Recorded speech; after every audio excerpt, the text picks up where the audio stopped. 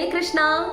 സ്ത്രീകളെ ആദരിക്കുകയും അവരുടെ വാക്കിന് മൂല്യം നൽകുകയും ചെയ്യുന്ന ഏതൊരു കുടുംബത്തിലും കുടുംബൈക്യവും ആ കുടുംബത്തിലെ അംഗങ്ങൾ തമ്മിലുള്ള സ്നേഹവും എന്നും നിലനിൽക്കുന്നതാണ്.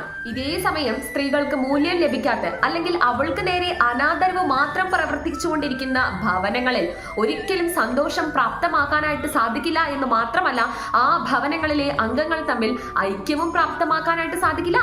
അംഗച്ഛിഥിലം വരെ ഉണ്ടാവാനുള്ള സാധ്യതയും ഉണ്ട്. ആശയത്തെ ഉറപ്പിക്കുന്ന രീതിയിലുള്ള ഉദാഹരണങ്ങൾ നമുക്ക് പുരാണങ്ങളിൽ നിന്ന് തന്നെ സ്വീകരിക്കാനായിട്ട് സാധിക്കും. മഹാഭാരതത്തിലെ കുരുവംശത്തിലെ റാണിമാരാണ് അംബികയും അംബാലികയും. മാത്രമല്ല ഗാന്ധാരിയും കുന്തിയും ദ്രൗപദിയും. ഇവർക്കൊക്കെ നേരിടേണ്ടി വന്ന അനാദരവ് എന്ന് പറയുന്നത് വളരെ വലുത് തന്നെയാണ്. അതുകൊണ്ട് തന്നെ ഈ അനാദരവ് ആ മുഴുവൻ കുടുംബത്തെ തന്നെ ബാധിച്ചിരുന്നു. ആ ഒരു അനാദരവ് മൂല്യം കൊണ്ട് തന്നെയാണ് ഈ ഒരു യുദ്ധത്തിലേക്ക് തന്നെ കാര്യങ്ങളെ നയിക്കുന്നത്.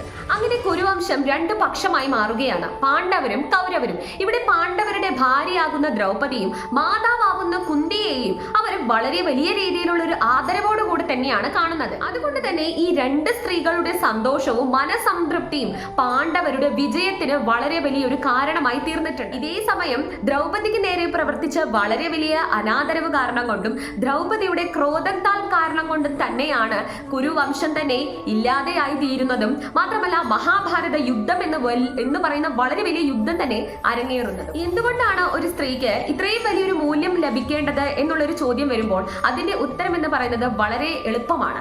കാരണം സ്ത്രീ തന്നെയാണ് മാതാവാകുന്നതും സ്ത്രീ തന്നെയാണ് പരിപാലനം നടത്തേണ്ടതും. ഒരു കുടുംബത്തെ സംബന്ധിച്ച് സ്ത്രീക്ക് വളരെ വലിയ ഒരു സ്ഥാനമുണ്ട്. ഒരു കുടുംബത്തിന്റെ ഓരോ കണങ്ങളിലും ആ കുടുംബത്തിലുള്ള സ്ത്രീയുടെ സന്തോഷവും മനസംതൃപ്തിയും അടങ്ങിയിരിക്കണം എന്നത് വളരെയധികം നിർബന്ധകരമായ കാര്യമാണ്. ഇനി സ്ത്രീകൾ എങ്ങനെ ആയിരിക്കണം?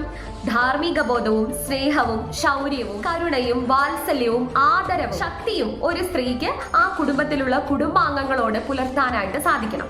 ഇത്രയും പറഞ്ഞുകൊണ്ട് നിർത്തുന്നു. ഹരേ കൃഷ്ണ.